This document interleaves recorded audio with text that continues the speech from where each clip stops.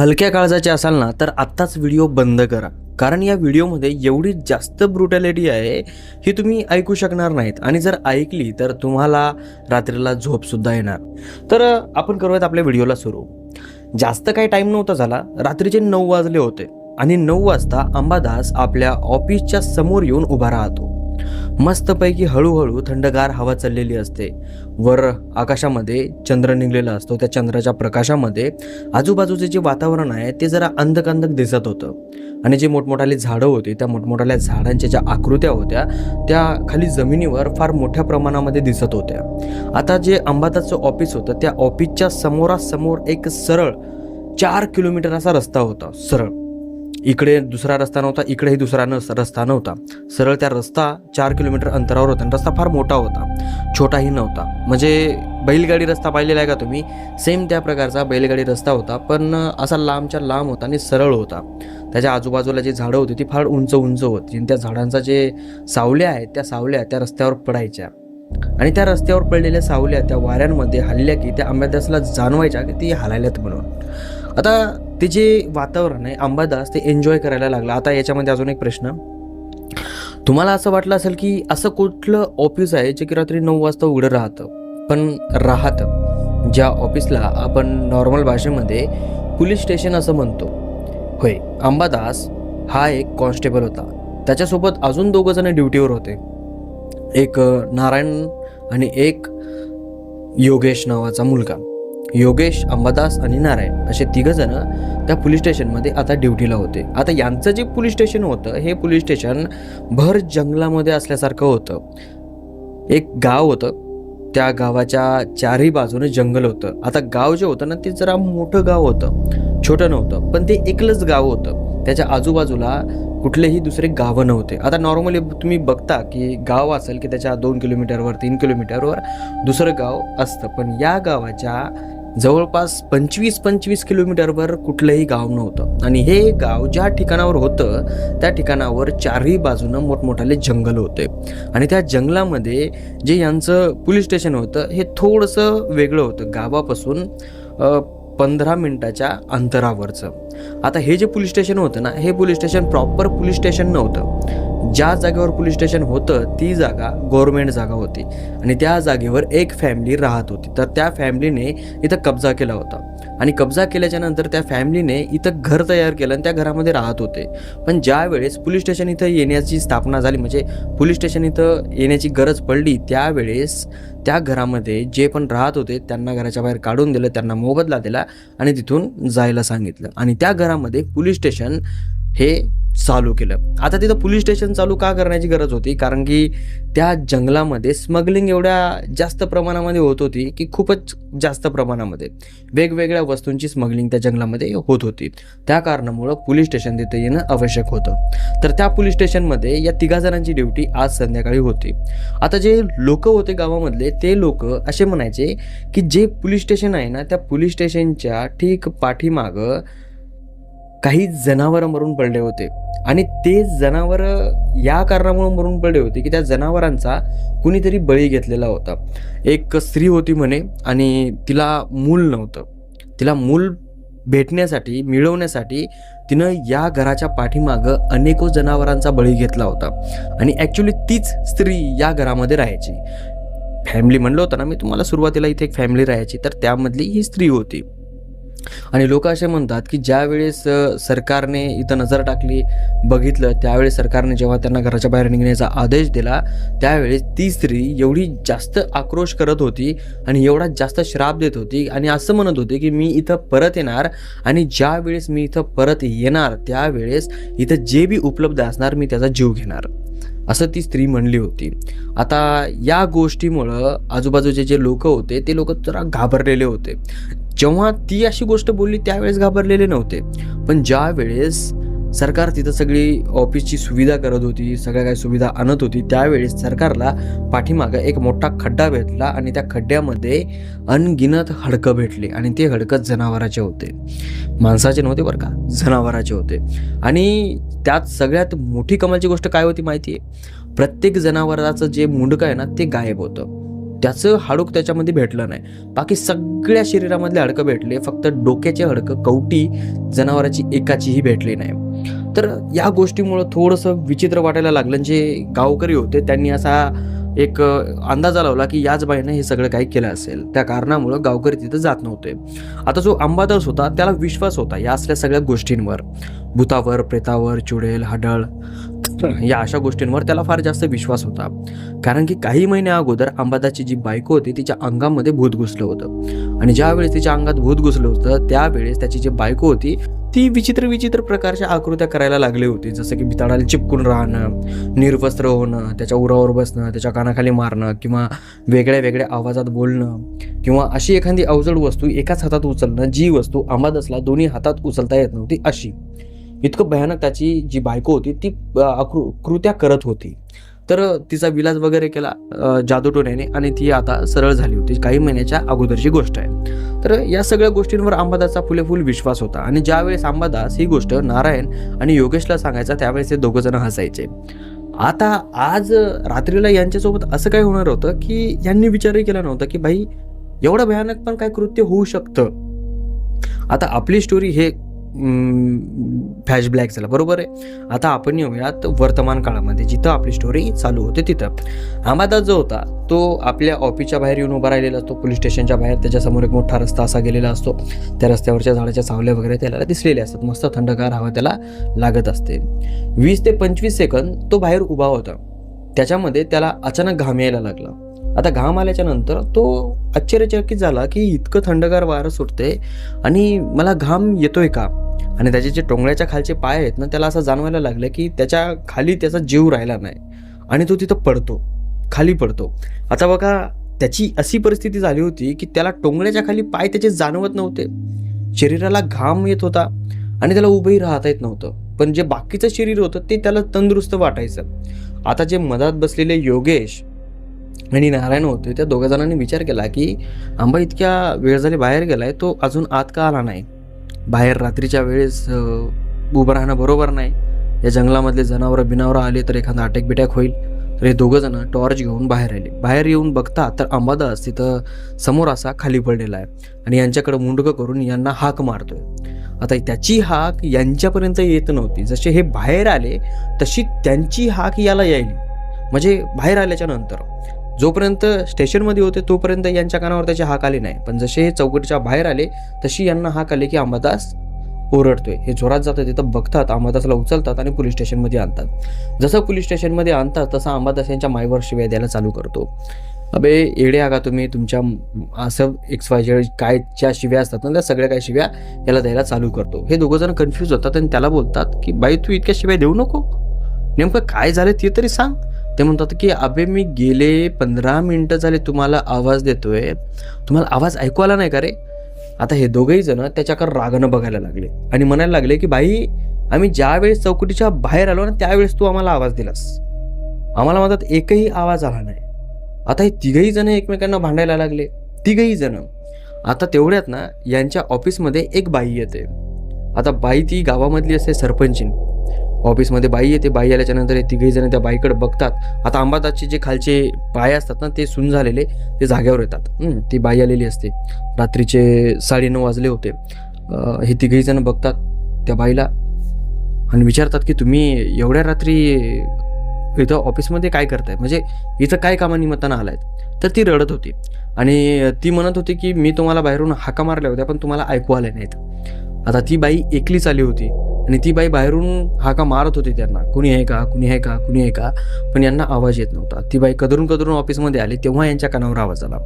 हे म्हणले की आम्हाला ऐकूच आलं नाही. मग यांनी एकमेकाकडे पाहिलं आणि यांच्या मनामध्ये एक विचित्रपणाची भीती निर्माण झाली, कारण की कुणीही हाक मारली तर ही आत ऐकू येईल, बरोबर आहे. तर मग जो अंबादास आहे तो याला योगेशला म्हणतो की योगेश तू बाहेर जा आणि बाहेरून एकदा हाक मार. योगेश बाहेर जातो, हाका मारतो आणि परत मदत येतो. योगेश म्हणतो ऐकू आलं.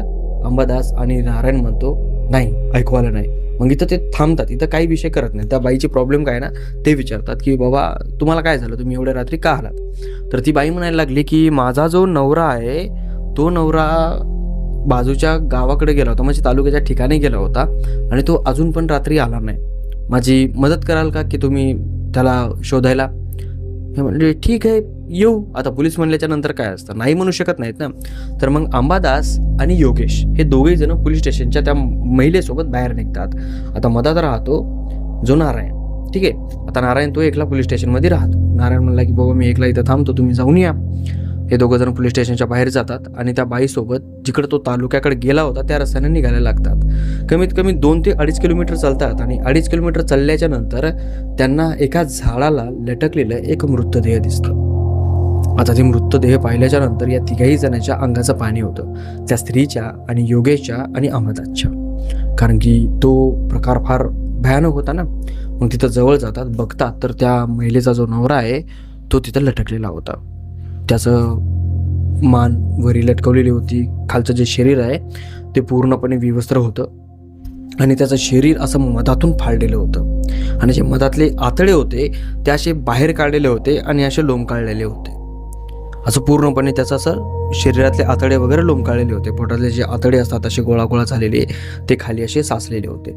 पण एक कमालची गोष्ट अशी होती की त्या शरीराचं एकही अवयव गायब नव्हता किंवा त्या शरीराला दुसरा कुठलाही नुकसान नव्हतं, म्हणजे दुसरं कुठलंही विचित्र प्रकारचं काहीच नव्हतं. फक्त त्याला पोस्टमॉर्टम केल्याच्या नंतर माणसाला कसं फाडतात मधातून, सेम त्या प्रकारे फाळलं होतं. मधातले आतडे सगळे बाहेर होते.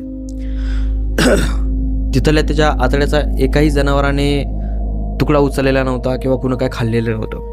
हे पाहिल्याच्या नंतर ती स्त्री आक्रोशाने ओरडायला लागली, चिरकायला लागली. आता ही गोष्ट गावामध्ये कळाली. गावातले लोक आले, बघितलं. गावातल्या लोकांनी त्या मृतदेहाला खाली उतरवलं, त्याला गावामध्ये नेलं. अंबादास आणि योगेश हे पोलीस स्टेशनमध्ये गेले. त्यांनी FIR दर्ज केली, असं असं झालेलं आहे म्हणून, आणि जे काय पुढची प्रक्रिया आहे ती प्रक्रिया करायला त्यांनी चालू केली. आता या पोलीस स्टेशनमध्ये बरेच लोक कामाला होते आणि सगळे लोक कामाला डिकले होते. 2 दिवस जातात आणि 2 दिवसामध्ये त्यांना कुठेही काहीही सापडत नाही. त्याला कोणी मारलं, कसं मारलं हे कुणालाही सापडत नाही. आणि जेव्हा त्याचं सगळं काही झालं त्याच्यानंतर यांच्या परीक्षणा म्हणजे यांच्या शोधामध्ये असा शोध लागला की त्याने स्वतःवरून फाशी घेतलेली आहे. पण त्याने जर स्वतःहून फाशी घेतली असेल तर मग त्याची चिरफाड केली कोण, हे सगळ्यांच्या मनामध्ये प्रश्न उमटलेला होता. आता 2 दिवस झाले होते, काहीच नव्हतं झालं. त्या गावामधलं जे मंदिर होतं, मोठं मंदिर होतं, तर तिसऱ्या दिवशी त्या मंदिरावर मोठ्या मोठ्या अक्षरामध्ये लिहिलेलं होतं की मी तुमच्या गावामध्ये आली आहे आणि माझा जो बदला आहे तो मी बदला घेणार, असं मोठ्या अक्षरामध्ये मंदिरावर लिहिलेलं होतं. आणि ते पण रक्ताने लिहिलेलं होतं आणि ते मिटत नव्हतं. त्याच्यावर मग गावकऱ्यांनी दुसरा कलर मारला. आता ही गोष्ट ज्यावेळी सगळ्या गावकऱ्यांना समजली, सगळ्या गावकऱ्यांनी अंदाजा लावला की जे ती बाई होती तिथली पोलीस स्टेशनमधली, जिचं घर होतं ते 100% ती बाई आलेली आहे. आता सगळ्याच्या मनामध्ये भीती बसली. सगळ्या गावकऱ्यांनी ठरवलं की संध्याकाळी आपल्याला घराच्या बाहेर निघायचं नाही. आता परत या 3 जणांची ड्युटी 2 दिवसाच्या नंतर संध्याकाळची लागली. त्या काय म्हणतो आपण त्याला, पोलीस स्टेशनमध्ये, सॉरी पोलीस स्टेशन हे नाव येईन झालं यार. तर या 3 जणांची ड्युटी पुन्हा त्या पोलीस स्टेशनमध्ये लागली. पोलीस स्टेशनमध्ये लागल्याच्या नंतर हे 3घही जण त्या पोलीस स्टेशनमध्ये राहिले. आता यांच्या डोक्यामध्ये तेच, आता 3घही जण त्या गावामधले राहणार आहे. डोक्यामधून ते काही जात नव्हतं. एकदा पोलीस स्टेशनमध्ये घुसले की पोलीस स्टेशनच्या बाहेर ते निघत नव्हते. आणि पहिली रात्र ज्यावेळेस हे सगळं काही घडलं होतं त्या रात्री यांना अजिबात आवाज बाहेरचा येत नव्हता चौकटीतला. आता यांनी दरवाजा लावून घेतला होता आणि मधात बसले होते. 2 फाळ्याचा दरवाजा होता. मग तेवढ्यात दरवाजा कुणीतरी वाजवतं. रात्रीचे 11, 11:30 वाजलेले होते आणि 11:30 वाजता अंबादास आणि नारायण हे दोघेही जण झोपलेले होते. जिवंत होता, म्हणजे जागी होता तो म्हणजे योगेश. आणि दरवाजा वाजवतो. दरवाजा वाजवल्याच्या नंतर योगेश दरवाजाकडे बघतो आणि शांत जागेवरच बसतो. तो काय उठत नाही आणि दरवाजा उघडत नाही. पुन्हा दरवाजा वाजतो. हा कन्फ्यूज होतो आणि नारायण जवळ जातो आणि त्याला म्हणतो की नारायण जा, आणि दरवाजा कुणीतरी वाजवतं रे. त्या याला झटका देतं आणि जा रे म्हणतं, तू झोपी जा तिकडं, मला झोपू दे मुकडे, असं तो नारायण म्हणतो आणि झोपी जातो. पुन्हा दरवाजा वाजतो. हा दरवाजापाशी जातून दरवाजाच्या खिंडीमधून बघतो तर बाहेर त्याला कुणीही दिसत नाही. सगळं काही शांत होतं. मग हा हळूवार दरवाजा उघडतो आणि थोडा बाहेर जातो. रात्र पौर्णिमेची होती. बाहेर चक्क प्रकाश दिसत होता. आकाशामध्ये पूर्ण चंद्र निघलेला होता आणि त्याचा प्रकाश खूप जास्त पडत होता. जे अंधक सगळं वातावरण दिसायचं ते आता थोडं भक्क दिसायला लागलं होतं त्याला. आता तिची समोरची वाट होती, ती वाट पण त्याला क्लिअरली त्याला दिसत होते आणि तो बाहेर जाऊन उभा राहतो. मस्तपैकी त्याला थंडगार वारं लागतं. तेवढ्यात त्याची नजर समोर रस्त्यावर जाते, थोडं लांब. त्याला असं जाणवतं की तिथं कुणीतरी उभं राहिलेलं आहे आणि ध्यान धरून बघतं तिथं, म्हणजे त्याला असं वाटतं की कुणीतरी उभं आहे म्हणून. बरोबर रस्त्याच्या मधोमध उभं असतं आणि ते एकसारखं याच्याकडे बघत असतं. आता ह्याच्याजवळ ना बॅटरी होती ना काहीच होतं. तो पटकर गडबडीनं आत जातो, टेबलावर ठेवलेली बॅटरी घेतो आणि जसा तो बाहेर येतो, म्हणजे असं बॅटरी घेऊन असं जसं तो वळतो तसं त्याच्यासमोर एक स्त्री उभी राहते आणि ती स्त्री एवढी भयानक होती की यानं कधीही तशी स्त्री बघितली नाही. ती स्त्री पाहिल्याच्या नंतर तो जोरात ओरडतो आणि आपले डोळे बंद करतो आणि असा उभा राहतो. याचा आवाज ऐकून त्या जे नारायण आणि अंबादास झोपलेले होते ते दोघेही जण जागे होतात आणि याच्यावर ओरडायला सुरुवात करतात. अरे काय झालं बोंबलायला एवढं इतक्या संध्याकाळी, तुला कळत नाही का रे आम्ही झोपलेले आहेत म्हणून? हा म्हणतो की हो, इथे एक बाई होती, याचं पूर्ण अंग ओलं चिंब झालेलं घामानं. याच्या अंगावर जी वर्दी होती ती पूर्ण ओली चिंब झालेली. हा म्हणतो की कुठे आहे बाई? तो म्हणतो की इथं होती, मी पहिले बाहेर गेलो होतो तिथं बघितलं होतं, तिथं नव्हती आणि बॅटरी घेऊन आल्याच्या नंतर बघतो तिथं होती. आता हे अशा पद्धतीनं बोलायले, याचं बोलणं काय कळत नव्हतं. आता याच्या हातामध्ये बॅटरी होती, अंबादासने ती बॅटरी घेतली, बाहेर गेला आणि बाहेर बॅटरीशी दाबायला लागला. तर तो जो रस्ता आहे त्या रस्त्यावर यानं बॅटरी दाबली. त्या बॅटरीमध्ये यालाही कुणीतरी दिसलं आणि हा म्हणला की हाव रे, हा बोलायला ते खरंच आहे, बाहेर आहे एकदा. हे तिघही जण बाहेर जातात, बघतात, म्हणजे दोघं जण. आणि तिघे जण जेव्हा बघतात त्यावेळेस त्या बॅटरीच्या प्रकाशामध्ये असं दिसतं की एक स्त्री तिथं उभी राहिलेली आहे लांब रस्त्यामध्ये आणि तिच्या हातामध्ये एक काहीतरी वस्तू आहे. जेव्हा यांनी ती बॅटरी त्या वस्तूवर दाबली त्यावेळेस ती वस्तू हरणाचं मुंडकं होतं. आणि हे पाहिल्याच्या नंतर या तिघाही जणांना घाम सुटला की हे काय प्रकार आहे. आणि जेव्हा ती बॅटरी त्या बाईच्या चेहऱ्यावर दाबायला लागले, त्या बाईच्या चेहऱ्यावर काहीच दिसत नव्हतं. म्हणजे एक अंधार असतो ना तशा प्रकारचा तिथं अंधार दिसत होता तिच्या चेहऱ्यावर. बाकी पूर्ण शरीर दिसायचं, कोपऱ्यापर्यंत बांगड्या, तिच्या हातावर मेहंदी, नख पॉलिश, ह्या सगळ्या गोष्टी त्यांना दिसायच्या. कारण की बॅटरी पॉवरफुल होती, त्या बॅटरीमध्ये यांना ते सगळं दृश्य दिसायला लागलं. हे आरबळ यांना काय कळत नव्हतं. आता जो योगेश होता तो यांच्यापासून गायब होतो. यांनी पाहिल्याच्या नंतर योगेशला पाहायला लागले तर योगेश गायब होता आणि यांना म्हणजे असं की यांना समजलंच नाही की तो कुठं गेलाय काय गेलाय म्हणून. हा योगेश योगेश करू करू ओरडायला लागले. इकडे तिकडे बघितलं आणि पुन्हा यांनी बॅटरी त्या रस्त्याकडे दाबली तर ती बाई तिथून गायब होती. आता गायब झाल्याच्या नंतर हे योगेशला शोधायला लागले. योगेश यांना दिसत नव्हता कुठं होता काय होता ते. सगळ्या पोलीस स्टेशननं शोधलं पण योगेश काही यांना सापडला नाही. हे दोघं जण थकून हारून बाहेर आले आणि म्हणले की आपण एक काम करूयात, आपण गावामध्ये जाऊयात आणि गावामध्ये गेल्याच्या नंतर कुणाला तरी विचारूयात की योगेश घरी आला का म्हणून. मग हे दोघं जण म्हणले की ठीक आहे, पण एक विचार करण्याची गोष्ट आहे, ज्या रस्त्यावरती बाई होती त्या रस्त्यावर योगेश जाणं हे शक्य नाही आहे. मग हे परत थांबले. हा म्हणले यार ते पण विचार बरोबर आहे. मग यांनी विचार करा की योगेश इथंच कुठंतरी असेल. आता हे दरवाजामध्ये उभे होते तेवढं त्यांच्या कानावर आवाज येतो जातं फिरल्याचा. आता मी तुम्हाला सांगितलं होतं, तुमच्या गोष्ट लक्षात आहे का नाही मला माहिती नाही, पण मी तुम्हाला सांगितलं होतं की यांचं जे ऑफिस ज्या घरामध्ये होतं त्या घरामध्ये एक फॅमिली राहायची आणि त्या फॅमिलीजवळ एक जातं होतं, फार मोठं होतं आणि ते जातं तिथं फिट केलेलं होतं जमिनीला. म्हणजे एक मोठा गोटा होता, त्या गोट्याला जातं बनवलेलं होतं आणि त्याच्यावर ते ठेवलेलं होतं. तर त्या पोलीस स्टेशनमध्ये ते जातं एका कोपऱ्यामध्ये तशाला तसंच होतं, त्याला काय काढलंही नाही आणि काय नाही. तर त्या जात्याचा आवाज या दोघांच्या कानावर आला. आता हे दोघं जण कन्फ्यूज की जातं कोण फिरवायले आणि जातं काय साधारण नव्हतं, फार मोठं जातं होतं, एकदम भयंकरवालं पद्धतीचं असेल, चांगलं एवढं असं जातं, एवढं मोठं जातं होतं. आता हे दोघं जण हळूवार आले आत, मधातल्या रूममध्ये ते जातं होतं. यांना समजत नव्हतं की जातं फिरवतंय कोण. हळूहळू त्या जात्याकडे जातात आणि बघतात तर यांच्या पायाखालून जमीन सरकते. त्या जात्यापाशी ती महिला बसलेली आहे आणि ती महिला ते जातं फिरवते आणि त्याच्यामध्ये भयंकर गोष्ट काय माहिती आहे, त्या जात्यामधून रक्त बाहेर येत आहे आणि ते जे जातं आहे ते प्लेन फिरत नाही आहे, असं खडल खडल खडल खडल खडल. म्हणजे आपण एखाद्या जात्यामध्ये एखादा ठोकर गोटा टाकतो आणि तो एकच गोटा त्या जात्यामध्ये असतो, तर ते गोटा जिथं फिरतो तिथं खडल खडल आवाज येतो आणि जातं असं आदर राहतं थोडंसं. तशा प्रकारचं ते जातं फिरत होतं आणि त्या जात्यामधून रक्त बाहेर येत होतं. या दोघा जणांना फुल असा लगे एकदम भयानक पद्धतीनं घाम आला. यांना काय समजत नव्हतं आणि ती महिला फिरवता फिरवता अंगाई म्हणायला लागली आणि अंगाई एवढी भयानक म्हणायला लागली खूपच भयानक. ती अंगाई आता मला येत बी नाही, मला म्हणताही येत नाही, तशा प्रकारची ती अंगाई म्हणायला लागली. आता या दोघा जणांचं लक्ष त्या जात्याकडे, त्याच्यामधून रक्त बाहेर यायले. जेव्हा जातं पूर्ण येडा मारून इकडे येतं, त्यावेळी जेव्हा यांनी त्या जात्याकडे बघितलं तर त्या जात्यामध्ये जे दळल्या जाऊ लागलं ना, ते योगेशचं मुंडकं होतं. हे पाहिल्याच्या नंतर या दोघाही जणांचं अंग असं थरथर थरथर हालायला लागलं. आता जो अंबादास होता तो वयानं थोडा मोठा होता आणि त्याचं म्हणजे शरीर थोडंसं असं नैतर्न नव्हतं, पण जो नारायण होता तो यंग होता. हे पाहिल्याच्या नंतर अंबादासला अटॅक आला. तो आपल्या काळजावर हात ठेवतो आणि रपकर खाली पडतो. जसा तो खाली पडला तसं ती स्त्री अंबादासकडे बघते, म्हणजे या दोघांकडे बघते, आणि जो नारायण तो एका जागेवर असा उभा होता असा, आणि तो त्या अंबादासकडे बघतोय, त्या स्त्रीकडे बघतोय, याला काय करावं काय कळत नाही. आणि ती स्त्री हसते त्याच्याकडे बघून, एकदम क्रिपी स्माईल देते. आणि तशी स्माईल दिल्याच्या नंतर ती स्त्री उठते आणि जे खाली आलेलं रक्त असतं ना, ते रक्त असं सारवते आणि असं पिते. पिल्याच्या नंतर उठते आणि नारायणकडे बघते आणि हळूहळू नारायणकडे यायला सुरुवात करते. आता ती स्त्री 2-4 पावलं चालल्याच्या नंतर नारायणला कुठून बुद्धी सुचली काय माहीत, नारायण पोलीस स्टेशनमधून पळतो आपल्या गावाकडं. जोरात पळतो, खूप जोरात. त्याला जितकं जोरात पळता येईल ना तेवढंच जोरात पळतो, खूप जोरात. आता तिथून पोलीस स्टेशन आणि ते गाव 15 मिनिटाच्या अंतरावर होतं.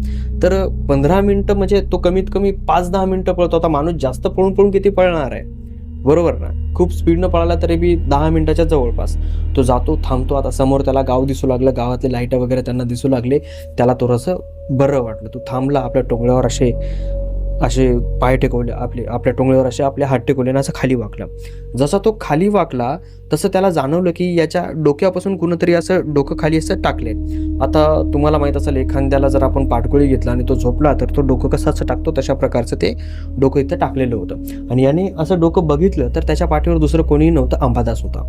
आणि त्याला अलगच फील झालं. तो अंबादास त्याच्या पाठीवर होता तेव्हा त्याला माणसासारखं फील झालं नाही. त्याला असं वाटायला लागलं की काहीतरी चिकट आणि काहीतरी असं गुळमट त्याच्या अंगावर टाकलेलं आहे. आणि त्याचं बघता बघता पूर्ण शरीर असं रक्तानं माखलं. इकून आतडे बाहेर पडतायत, इकून आतडे बाहेर पडतायत. हे पाहिल्याच्या नंतर आपलं शरीर झटकतो, असा पाठीमागं बघतो तर ज्या रात्री योगेश आणि अंबादास या दोघा जणांनी जे त्या स्त्रीच्या पतीचा मर्डर पाहिला होता, मधातून पूर्ण कापलेलं होतं, कातडे बाहेर होते, सेम त्याच प्रकारे अंबादासच्या शरीरामधून सुद्धा हे कातडे आणि हे सगळं काय बाहेर पडलेलं होतं. याचं पूर्ण पाठीमागून शरीर रक्ताने लालबडक झालं होतं. हा जोरात ओरडतो आणि गावामध्ये पळतो. जसा गावात पळतो तसं गावामध्ये लोकांना सांगतो की असं झालेलं आहे, एक स्त्री आहे, एक इथं होती, अशी केलेली आहे. तर गावातली काही पुरुष मंडळी जमा होते, याच्यासोबत पोलीस स्टेशनकडे यायला चालू होते. तर जिथं याला ते मृतदेह दिसलं होतं तिथं ते नव्हतं, सगळं काय क्लीन होतं. तो म्हणतो की मी पाहिलं होतं, इथं तो होता म्हणून मी पाहिलं होतं. तर हे म्हणतात इथं नाही ना, चला तुम्ही पोलीस स्टेशनला चला, मी तुम्हाला योगेशचं डोकं दाखवतो. तर तिथं ते गेले. तिथं गेल्याच्या नंतर पोलीस स्टेशनमध्ये सगळं काही शांत दिसत होतं. आता पोलीस स्टेशनच्या बाहेरच उभे होते, कोणाचा लागवी न गेला मधात जाण्याचा. तर सगळ्यांना असं वाटत होतं की काहीतरी विचित्र घडलेलं असेल आणि काहीतरी अलगच असेल. म्हणजे हिंमत कोणी करत नाही ना, जरी खोटं वाटलं कोणाला, अशा गोष्टीमध्ये हिंमत कोणी करत नाही, हे तुम्हालाही माहिती आहे. तर हळूवार थांबले आणि हळूवार सगळेच हळूहळू असे समोर धकायला लागले. आणि जसे एकाच त्या गावकऱ्यांनी थोडं मधात डोकावून पाहिलं तर दोघं जण टेबलवर बसलेले दिसले, पलीकडं मुंडकं करून. तर ते जो गावकरी आहे तो त्या ह्याच्याकडे बघून म्हणतो, नारायणकडे बघून, अरे नार्या, तू काय दारू पिलायस का रे? ते दोघं जण तिथंच बसलेले. नारायणाचा पाठीमागं जाऊन बघतो तर तिथं ते दोघं जण बसलेले होते. असं डोकं होतं आणि तिकडं तोंड करून ते बसलेले होते. तर यांना कळालं नाही. सगळेजण पोलीस स्टेशनमध्ये जातात एकदम नॉर्मली, आणि जातात आणि त्या दोघा जणांच्या समोर जाऊन उभे राहतात. जसे उभे राहतात सगळ्यांच्या हातामधून काट्याखाली पडतात. त्या टेबलावर 2 मुंडकी असे वर ठेवलेले होते. जे खालचं शरीर होतं ते छोट्या तुकड्यांमध्ये असं खाली पसरलेलं होतं.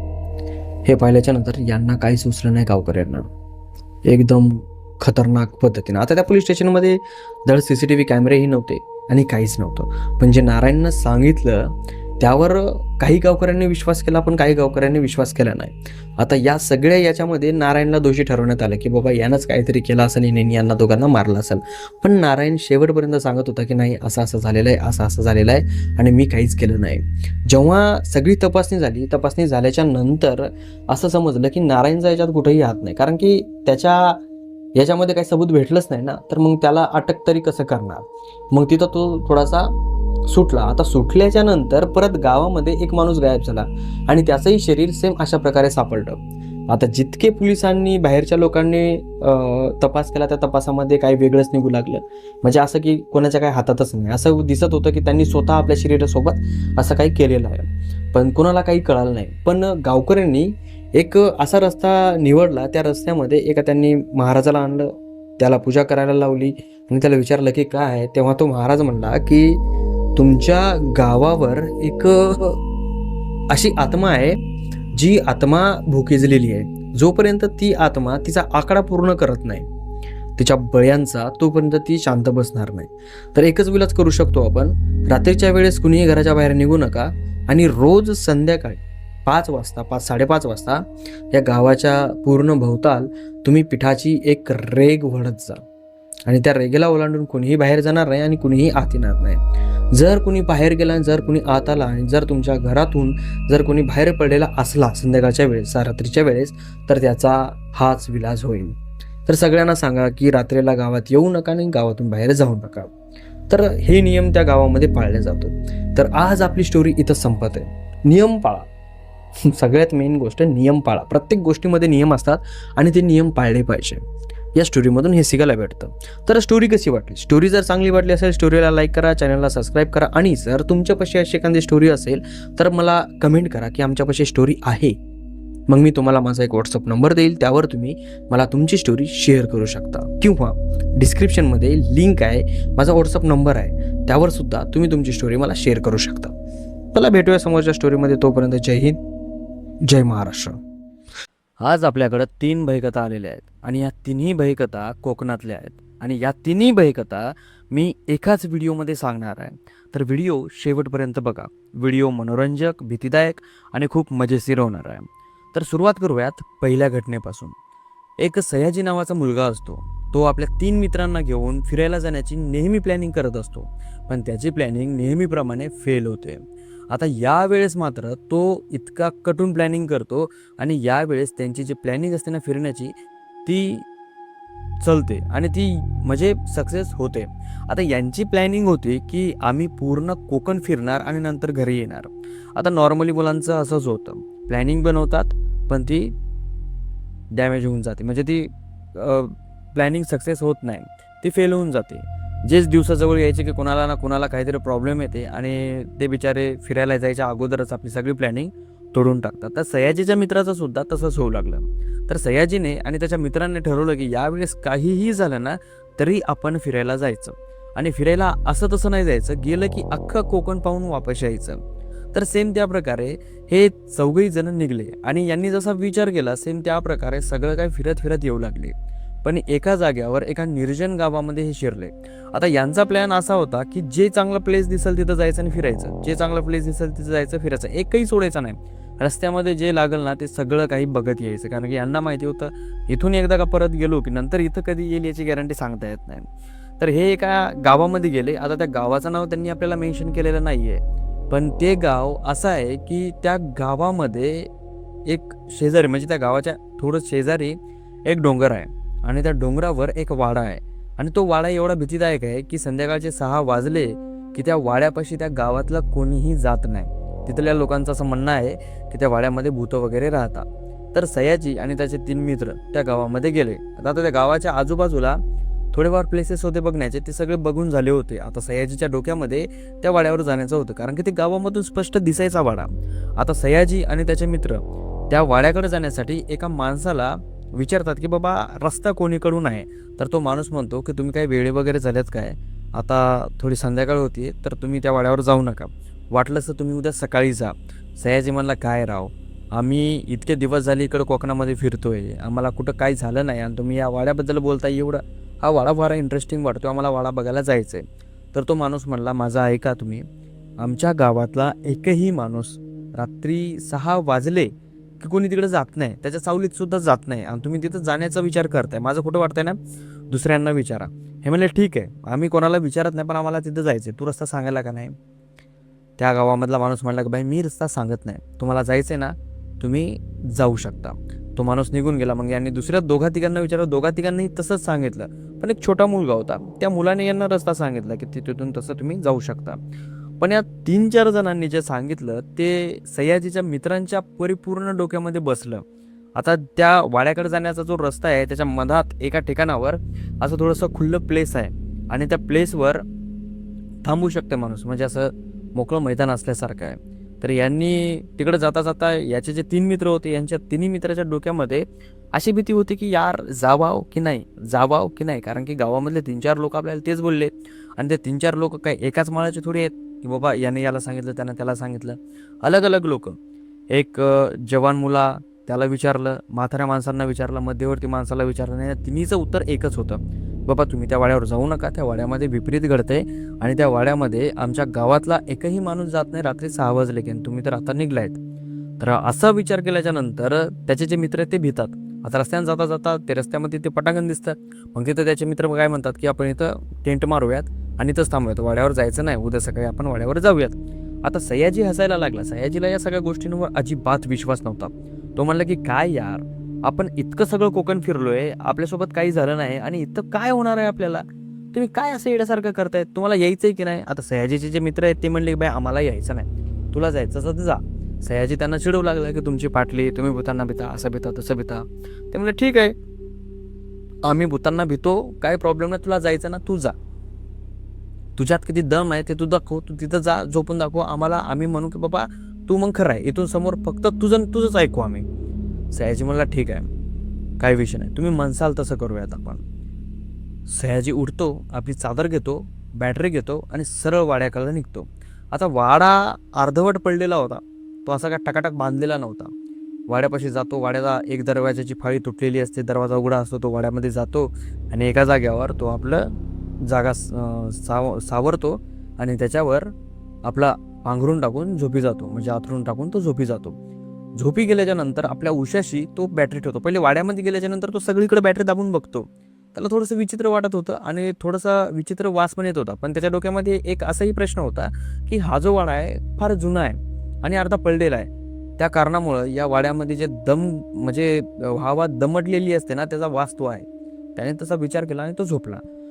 आता झोपल्याच्या नंतर त्याला गार झोप लागली, पण गार झोप लागल्याच्या नंतर जे वातावरण तिथं होतं ते वातावरण अचानक बदलायला लागलं. सयाजीला अचानक थंडी वाजायला लागली. रात्रीची वेळ होती, तर म्हणजे 12-12:30 वाजले ते संध्याकाळचे.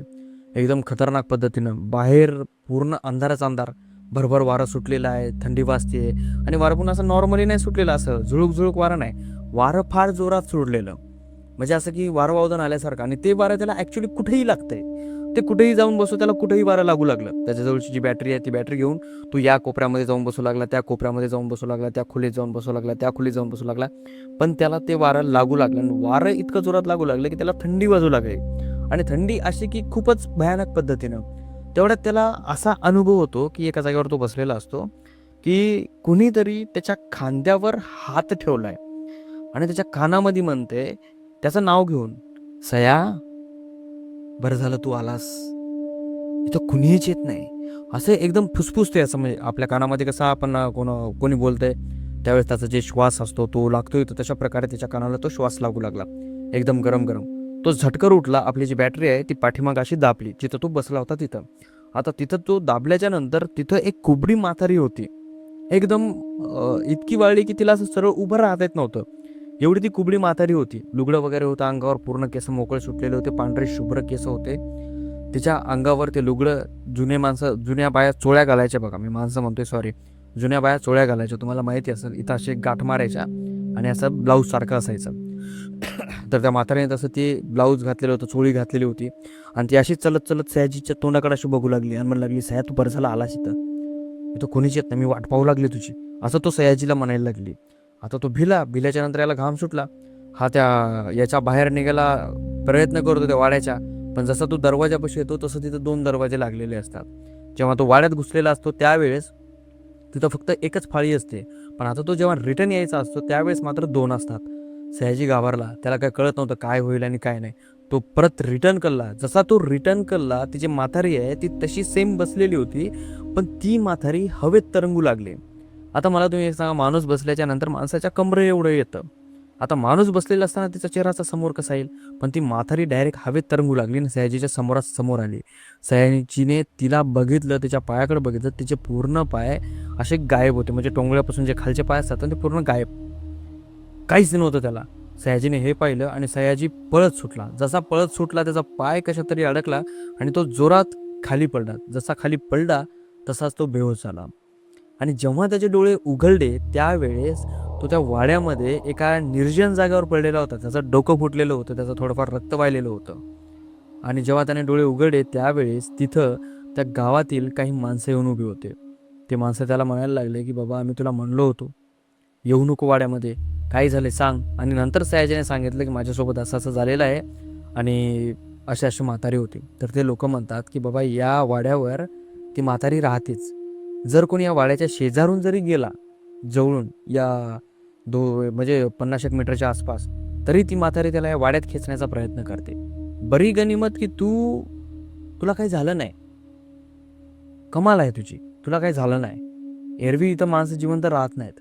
तर सयाजीने जेव्हा त्यांचं असं ऐकलं, याला पटलं, यांना दिसलं, त्यावेळेस सयाजीला अनुभव आला की नाही, काही गोष्टी असतात आणि काही जाग्यावरच असतात त्या, तर काही लोकांचं ऐकलं पाहिजे. तर ही होती पहिली गोष्ट. आता चलूयात आपल्या दुसऱ्या गोष्टीकडं. आता ही जी घटना आहे, ही घटना कोकणामध्ये राहणाऱ्या माणसानेच आपल्याला शेअर केलेली आहे आणि त्याच्यासोबत त्याच्याच गावापाशी झालेली आहे. बघा, 2 गावं होते आणि हा जो माणूस आहे या माणसाचं नाव सुभाष होतं. आणि सुभाष एका गावामधून दुसऱ्या गावामध्ये कामाला जायचा. म्हणजे तो एका मोठ्या माणसाच्या कामाला होता, मुनीम म्हणून. तर तो ज्या रस्त्यानं जायचा त्या रस्त्यामध्ये काही मीटर, म्हणजे 200 ते 300 मीटर रस्ता असा होता ज्या रस्त्यामध्ये लोक म्हणायचे की चकवा राहतो. तिथं जर कोणी थांबलं तर त्याचा ॲक्सिडेंट नक्की होतो. आणि लोक जसे म्हणायचे तसं कित्येक वाहनांचा ॲक्सिडेंट झालेला होता. आणि तो जो रस्ता होता तो रस्ता मेन रस्ता होता, म्हणजे हायवे होता. जो मेन रस्ता असतो ना त्या प्रकारचा तो हायवे होता. आणि जे सुभाषचं गाव होतं ते रस्त्याच्या या साईडला होतं आणि जिथं तो काम करायचा ते गाव या साईडला होतं. तर सुभाषला या गावावरून या रस्त्यावर यावं लागायचं, या रस्त्यावर काही मीटर चालावं लागायचं आणि इकडून परत दुसऱ्या गावाच्या रस्त्याकडे त्याला वळावं लागायचं. जे मधातला रस्ता होता ना, या रस्त्यावर तो धोका होता. आता सुभाष तिथून एवढी येणं जाणं करायचा, तर त्याला माहिती होतं की इथं काही होत नाही जास्त करून आणि माझ्यासोबत काही घडलं नाही, त्या कारणामुळे तो एकदम फ्रीली होता. पण काही लोक असे सुद्धा म्हणायचे की जो चकवा आहे तो नॉर्मली लागत नाही, पण एखाद्याची रास वेगळी असेल किंवा त्याच्या राशीमध्ये काय उथलपुथल असेल, त्याचे ग्रह काही इकडे तिकडे गेलेले असतील, तेव्हाच तो चकवा त्याला दिसतो आणि त्याला लागतो. आणि त्याला दिसला की त्याचं मरण नक्की आहे. पण असंही नाही की तिथं जितके बी लोकांचे ॲक्सिडेंट झाले तिथले सगळे लोक मेलेत. पण असं आहे की तिथं जितक्या लोकांचे ॲक्सिडेंट झाले त्याच्यातून काही लोक वाचले. त्या लोक असे म्हणलेले आहेत की त्यांना एक म्हातारा दिसलेला आहे आणि त्या म्हाताऱ्यामुळेच यांचा ॲक्सिडेंट झालेला आहे. तर सुभाषला ह्या सगळ्या गोष्टी माहिती होत्या, पण त्याच्यासोबत काही न घडल्यामुळं सुभाष म्हणायचा की माझ्यासोबत काहीही घडत नाही. जसं की मी पण म्हणतो की माझ्यासोबत काहीच घडत नाही, मला भूतं वगैरे काही दिसत नाहीत. आता तुम्ही म्हणसाल की मग तो भूताच्या स्टोऱ्या कशा सांगतो बे? तर ह्या सगळ्या स्टोऱ्या मनोरंजन म्हणून मी सांगत असतो. बाबा चला, मला आवडतात भूताच्या गोष्टी ऐकायला, भूताचे पिक्चर बघायला आणि सांगायला सुद्धा. तर त्यामुळे हे चॅनल चालू केलं आहे. तर आपण आपल्या स्टोरीवर येऊयात. तर रोजच्या प्रमाणे सुभाष गेला आला. आता आज तो ज्यावेळी गेला होता त्यावेळेस त्याच्या मालकाने त्याला सांगितलं होतं की सुभाष, आज आपल्या घरी जेवणाचा कार्यक्रम आहे, धावरा, जे शेतामध्ये नेऊन बकरं वगैरे कापतात ना ते कार्यक्रम. आणि सुभाषला त्याचा मालक म्हणला की सुरुवातीला सगळे पाहुणे जेवू घालू आपण आणि त्याच्यानंतर मग आपल्या गावातले आपले मित्र मंडळी मिळून संध्याकाळचं आपल्या शेती जाऊन मस्त फर्स्ट क्लासपैकी जेवण करूयात. आणि तू आजची रात्र इथंच थांब, तू तिकडे घराकडे जाऊ नको. सुभाष म्हणला ठीक आहे, काय विषय नाही, आपण थांबूयात. मग सुभाष सकाळी आपली गाडी घेऊन त्या रस्त्याने या गावामध्ये आला. दिवसभर कार्यक्रम झाला.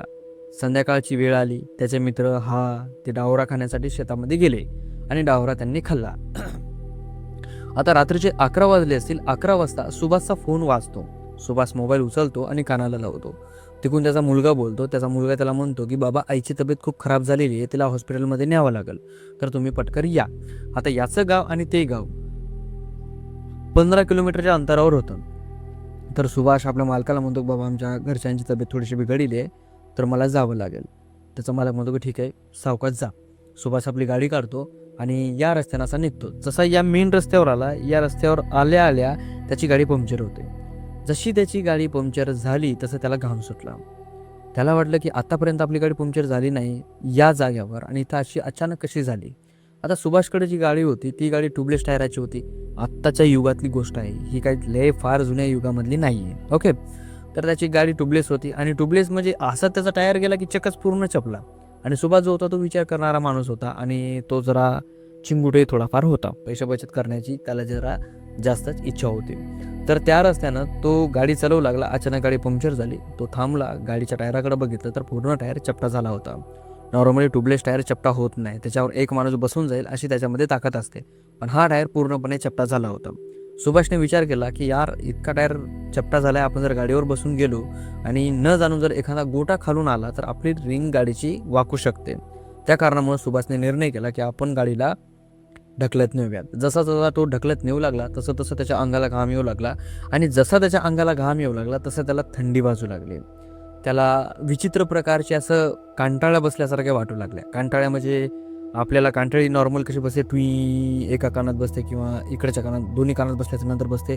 सुभाषला अशी अलगच, म्हणजे तुम्हाला कसं सांगू मी, असं भर भर भर असं वेव असतात ना, वेव, तशा प्रकारच्या वेव त्याच्या कानाला ऐकू येऊ लागल्या. पण त्याला कळत नव्हतं की ह्याचं व्हायलंय काय. आता याच्यामध्ये सुभाषने एक चुकी केली होती, त्यानं डावरा खाल्ला होता, मटण खाल्लं होतं, आणि मटण खाऊन तो अर्ध्या रात्री निघाला होता. असं लोक म्हणतात की मटण खाऊन जर तुम्ही निघालात तर तुम्हाला भूत लागण्याची शक्यता खूप जास्त असते. तर सुभाषसोबत सुद्धा असंच घडलं. सुभाष तिथून पैदल चालतोय, आणि पैदल चलता चलता त्याला एक पाऊल वाट दिसते. तर तो त्या पाऊल वाटेने निघतो. त्याला वाटतं की भाई हा आपल्या गावाकडचा रस्ता आहे, जवळपास त्याच पद्धतीचा त्याचा रस्ता होता. पण त्याला समजलं नाही की मी पाऊल वाटेने जातोय का माझ्या गावाकडच्या रस्त्यानं जातोय. आणि काही वेळ समोर गेल्याच्या नंतर सुभाष दमला, खाली एका गोट्यावर बसला, गाडी उभी केली, आणि तो इकडे तिकडे पाहू लागला. तर त्याला दूरदूरपर्यंत काही दिसत नव्हतं, सगळीकडे झाडं झुडपं दिसायचे. तो एकदम कन्फ्यूज झाला, आणि त्याला वाटायला लागलं की यार, आपण 100% आपला रस्ता चुकलोय. तो आपल्या खिशातला मोबाईल बाहेर काढतो, फोन लावायचा प्रयत्न करतो. तो मोबाईलला नेटवर्कही नव्हतं, पूर्णपणे नेटवर्क गेलेलं होतं. तो पूर्णपणे कन्फ्यूज होता. तो शांतपणे बसला होता. तो विचार करू लागला की आता नेमकं करू तरी काय मी. तेवढ्यात त्याच्या कानावर एक आवाज येतो काठीचा. एखादा माणूस रोडवर काठी असं टेकवत टेकवत कसं चालतं, त्याचा आवाज येतो असं बुक बुक बुक असा, त्याच्या प्रकारचा याच्या कानावर आवाज येतो. हा इकडे तिकडे बघतो तर त्याला दूर एक म्हातारा त्याच्याकडे यायलेला दिसतो. आता तो जो म्हातारा आहे तो सुभाषपाशी येऊन सुभाषला बोलत नाही, तो सुभाषच्या समोरून असा चलत जातो. हा सुभाष त्याच्याकडे बघतो आणि उठतो, आणि उठल्याच्या नंतर त्याला म्हणतो की रे बापू, अरे कुठं चालला रे तू. तो एकदम शांतपणे उभा राहतो, मागं वळून वगैरे काही बघत नाही. तो एका जागेवर उभा राहतो. हा म्हणतो की अरे मी जरा रस्ता हुकल्यासारखा वाटतोय मला, जरा सांगशील का मी आता सध्या कोण्या ठिकाणावर आहे. तर तो जो म्हातारा आहे तो पाठीमागं वळतो, सुभाषकडे बघतो आणि हसतो, आणि म्हणतो की हां, तू रस्ता चुकलाय, आता तू माझ्यासोबत चाल, मी तुला शुक्राच्या चांदणीपाशी घेऊन जातो, तुला चाल माझ्यासोबत. हसतो आणि समोर निघतो. आता सुभाषला त्याचं बोलणं कळलं नाही, पण त्या सुभाषला असं वाटलं की हा मला रस्ता दाखवतोय. सुभाष आपली गाडी घेतो आणि त्याच्या पाठीमागे चालायला लागतो. थोडा वेळ चालल्याच्या नंतर सुभाषला असं जाणवतं की आपण ज्या जागेवर आहे ॲक्च्युली त्याच जागेवर आपण गोल गोल गोल गोल फिरतोय.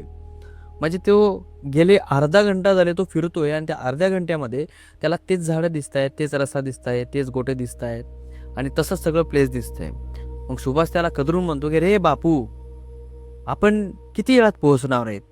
तो म्हणतो की बस 5 मिनिटात पोहोचणार आहे आपण, चालतो मागं. हा म्हणतो की नाही नाही नाही, तू थांब. अरे मी मगापासून बघतो या, इकडे सगळी झाडं दिसत आहेत, आणि तीच झाडं दिसत आहेत मला, वारंवार वारंवार तीच झाडं दिसत आहेत. आणि तू म्हणतो की 5 मिनिटात पोहोचूया, 5 मिनिटात पोहोचूया. काय तुझं, तू चालला तरी कुठंच रे बाबा, मला सांग ना. तो म्हणतो तुला ना चाकवा लागलाय. आता तो म्हातारा यालाच म्हणतो तुला ना चाकवा लागलाय. हा एकदमपणे कन्फ्यूज होतो. आता कन्फ्यूज झाल्याच्या नंतर याच्या डोक्यामध्ये प्रकाश पडतो. कहाण्या आठवतात पाठीमागच्या, जे गावकरी बोलायचे त्या सगळ्या गोष्टी आठवतात. मग याचं लक्ष त्याच्या पायाकडे जातं. जसं पायाकडे जातं याचं पायाखालची जमीन सरकते. हा पूर्णपणे घायाळ होतो, म्हणजे याचे पूर्ण शरीर गळून जातं. याला असं कळतं की भाई, मी ज्याच्यासोबत जाऊ लागलो तो ॲक्च्युली एक चकवाच आहे.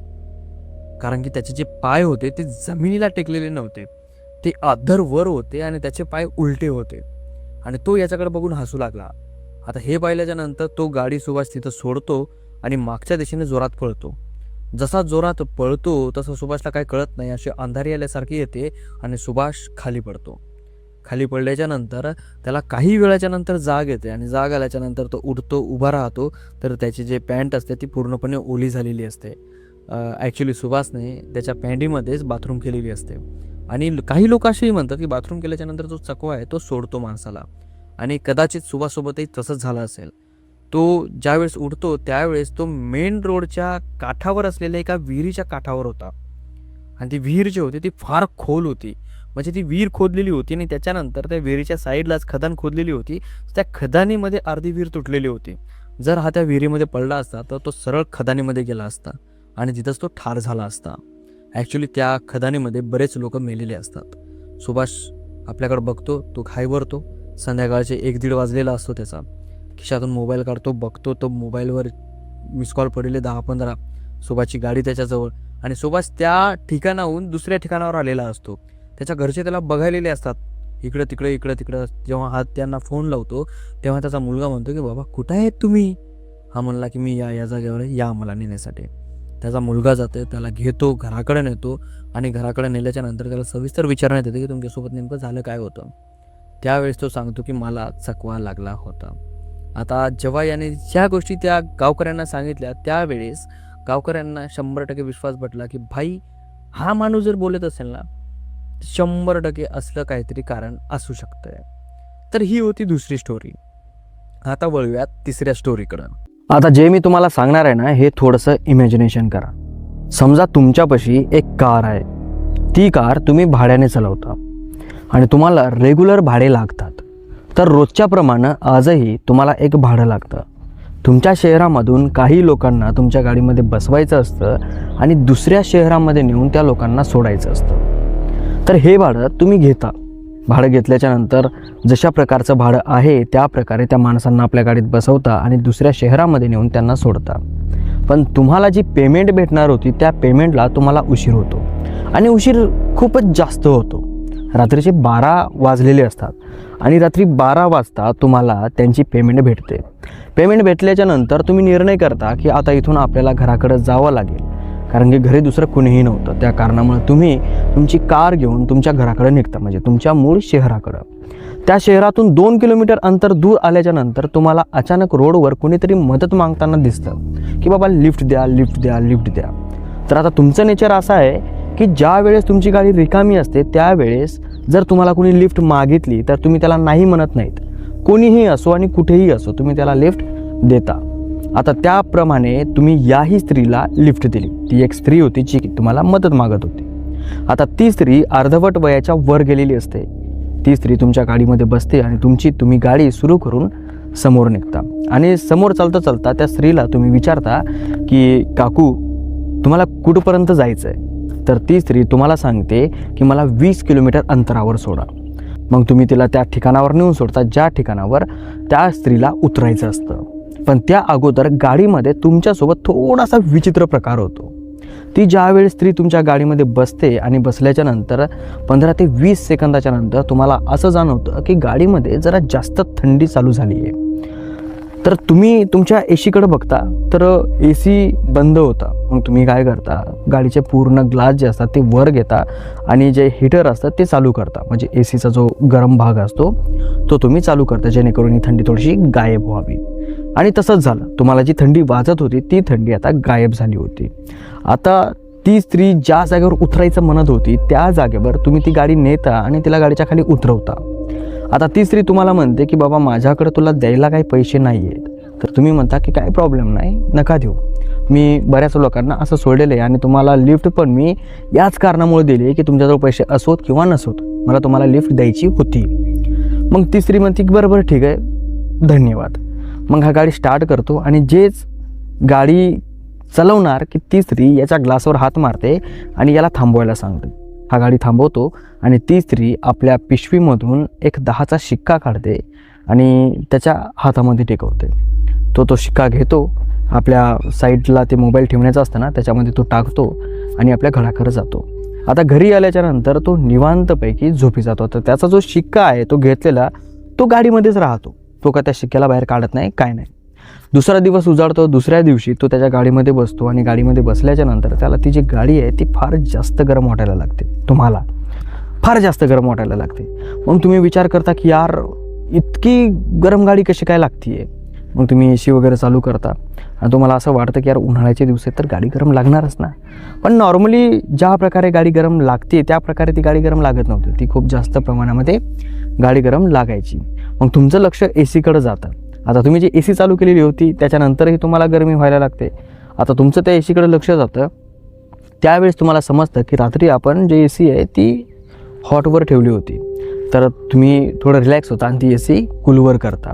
मग तुमचं लक्ष त्या शिक्क्याकडे पडतं. आता तो शिक्का ज्या जागेवर तुम्ही ठेवलेला होता त्या जागेवरून तो शिक्का बाहेर काढता आणि त्या सिक्क्याकडे बघता तर तो सिक्का पूर्णपणे लाल झालेला असतो. त्या शिक्क्याला असा व्यतिरिक्त कलर मारलेला नसतो. त्या सिक्क्याकडे बघितल्याच्या नंतर असं वाटतं की तो सिक्का खानदानी लाल आहे. तर तुम्हाला कसं वाटेल. तर हे जे पार्ट मी तुम्हाला सांगितलेलं आहे हा पार्ट असा समजा की मी एका स्टोरीमधला सांगितलेला आहे. आता इथून मी त्या स्टोरीला सुरुवात करतो जी स्टोरी मला तुम्हाला सांगायची आहे. तर जे मुलगा आहे त्याचं नाव अभिनव असं आहे. जे की मी तुम्हाला सांगितलं की तो तुम्ही अनुभव घ्या म्हणून, इमॅजिनेशन करा म्हणून. तर त्याचं नाव अभिनव असं आहे. तर त्याला हा शिक्का लाल झालेला दिसतो आणि तो काय करतो, हा शिक्का हातामध्ये घेतो आणि गाडीच्या बाहेर फेकून देतो. त्याला थोडीशी गडबड वाटायला लागते कारण की तो सिक्का हातामध्ये घेतल्याच्या नंतर एकदम गार वाटतो पण गाडी गरम आहे आणि तो सिक्का कसा गार आहे याला थोडंसं विचित्र वाटायला लागला. तो सिक्का घेतो आणि तो बाहेर फेकून देतो. बाहेर फेकल्याच्या नंतर तो दिवसभर त्याची भाडे मारतो, काम करतो. रात्रीला घरी येतो, जेवण वगैरे करतो आणि आपल्या रूममध्ये जाऊन तो झोपी जातो. झोपी गेल्याच्या नंतर त्याला झोप येत नव्हती. त्याला कसं तरी हुरहुर वाटत होतं. थोडं विचित्रपणाने त्याला असं जाणवत होतं की कुणीतरी त्याला घुरतंय, कुणीतरी त्याला बघतंय. तर त्याला झोप येत नव्हती. असं आता तुम्ही बघा कुठेतरी बसलेले असता आणि तुम्हाला असं वाटतं की कुणीतरी आपल्याकडे बघतंय तर आपलं मन कसं ना बेचैन होतं. तसं याला वाटत होतं की कुणीतरी आपल्याकडे बघतंय रात्रीच्या वेळेस. आता रात्रीचे 10:30-11 वाजत असतील त्यावेळीची ही गोष्ट आहे. तर तो आपला पलंगावर असा उठून बसतो. उठून बसल्याच्या नंतर त्याला झोप येत नव्हती. झोप पूर्णपणे त्याच्या डोळ्यामधून मिटून गेलेली असते. तो इकडे तिकडे बघतो, त्याला कुणीही दिसत नाही. पण त्याला त्याच्या दरवाजाच्या चौकटीच्या वर तो शिक्का दिसतो. दरवाजाच्या खालून एक छोटीशी खिंड असते, त्या खिंडीवर तो ठेवलेला. हा हळूवार पलंगाच्या खाली उतरतो आणि टोंगळ्यावर खाली बसतो आणि त्या शिक्क्याकडे बघतो. त्याच्याकडे पाहिल्याच्या नंतर तो पूर्णपणे आश्चर्यचकित होतो की हा सिक्का मी आज सकाळीच माझ्या गाडीच्या बाहेर फेकून दिलेला होता. हा माझ्या रूममध्ये आला तरी कसा. तो सिक्का उचलतो आणि टेबलावर असा टाकून देतो. टेबलावर टाकल्याच्या नंतर तो जेव्हा झोपतो त्यावेळेस त्याला खूप गडबडीनं झोप लागते. त्याला कळत नाही की मी पडलोय, झोपायचं आहे, असं काहीच नाही. पडल्या त्याला झोप लागते आणि एवढी गार झोप लागते की त्याने आजपर्यंत तसल्या प्रकारची झोप घेतली नव्हती. तो उद्या सकाळी उठतो आणि एकदम फ्रेश उठतो. पण त्याला ना असं थोडंफार नवनवीन वाटायला लागतं. म्हणजे त्याची जी आई असते तीसुद्धा त्याला थोडीशी नवीन वाटायला लागते. त्याची जे वाईफ आहे तीसुद्धा त्याला थोडीशी नवीन वाटायला लागते.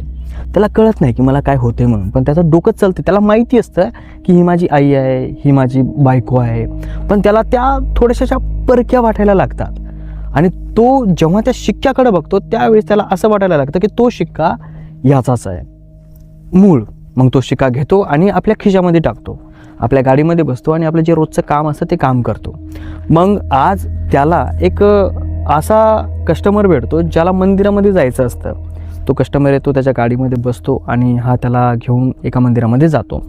तिथं गेल्याच्या नंतर तो मंदिराच्या पाया पडतो आणि पाया पडल्याच्या नंतर त्याचा जो प्रसाद असतो तो प्रसाद आणतो आणि याच्या हातावर टेकवतो. याच्या हातावर जसा तो प्रसाद टेकवतो तसा याच्या हाताची आग व्हायला लागते आणि याला थोडंसं असं विचित्र फील व्हायला लागतं. याच्या अंगाला पूर्णपणे अशी गरमी यायला लागते आणि तो प्रसाद असा म्हणजे खातो. म्हणजे मी कसं एक्सप्लेन करू यार तुम्हाला. तो प्रसाद जेव्हा त्याच्या हातावर टाकला जातो ना त्यावेळेस त्याला अनकम्फर्टेबल फील होतं. पण त्याला हेही माहीत असतं की हे प्रसाद देवाचा आहे. त्या कारणामुळे तो प्रसाद घेतो आणि मटकर खातो. आणि जेव्हा तो प्रसाद खातो त्यावेळेस त्याला एकाकी एवढा जास्त घाम येतो की खूपच भयानक. आता त्याचा जो कस्टमर आहे तो त्याच्याकडे बघतो. तो घाम आलेला, तो हडबडायलेला, तो घाईभर राहिलेला, तो गाडीमध्येच बेहोश होतो. त्याचा कस्टमर त्याला उचलतो, हॉस्पिटलमध्ये नेतो आणि ॲडमिट करतो. त्याच्या परिवाराला हॉस्पिटलमधून फोन जातो की तुमचा जो आहे घरचा माणूस तो हॉस्पिटलमध्ये ॲडमिट आहे. मग हे हॉस्पिटलमध्ये जातात, बघतात तर तो ॲडमिट आहे, त्याला सलाईन वगैरे लावलेली असतात, त्याच्या अंगावरचे सगळे कपडे काढलेले असतात. मग तिथं गेल्याच्या नंतर त्याला जाग येते. जाग आल्याच्या नंतर तो आपल्या परिवाराला समोर बघतो, म्हणतो की मला काय झालं आहे. तर तो जो कस्टमर आहे तो कस्टमरने त्याच्या परिवाराला ऑलरेडी सांगितलेलं असतं की असं असं झालेलं आहे म्हणून. तर मग ते परिवारवाले त्याला सांगतात की बाबा तुझ्यासोबत असं असं झालेलं होतं, तू बेहोश पडा म्हणून तुला आणलं आहे. डॉक्टर म्हणले की याची जेव्हा याला आणलं होतं त्यावेळेस याची जी सिच्युएशन होती ती फार जास्त क्रिटिकल होती, पण आता आम्ही चेक केलं तर सगळं काही नॉर्मल आहे. हे कसं झालं, कसं शक्य आहे हे आम्हाला माहिती नाही, पण नॉर्मल झालं.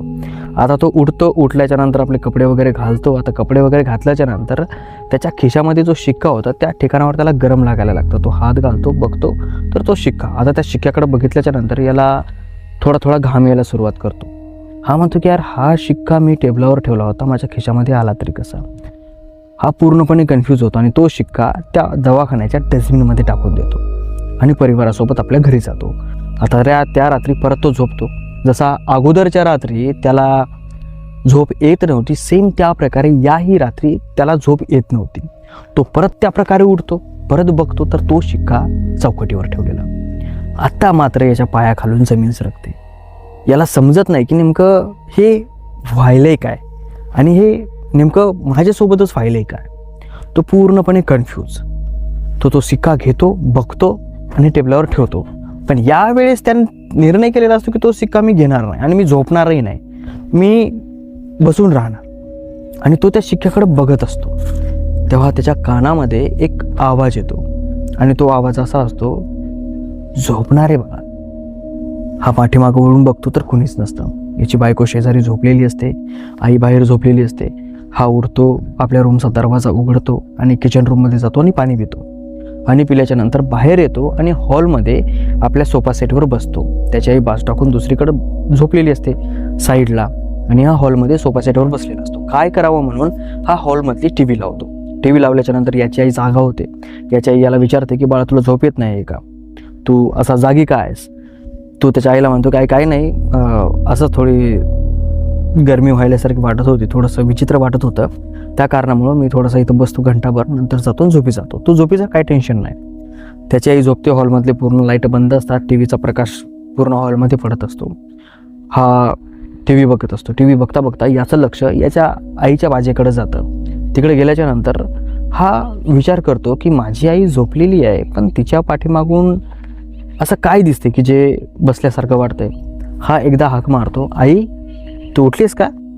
तिची आई काहीच रिस्पॉन्स देत नाही. दुसऱ्या वेळेस हाक मारतो तेव्हाही काही रिस्पॉन्स देत नाही.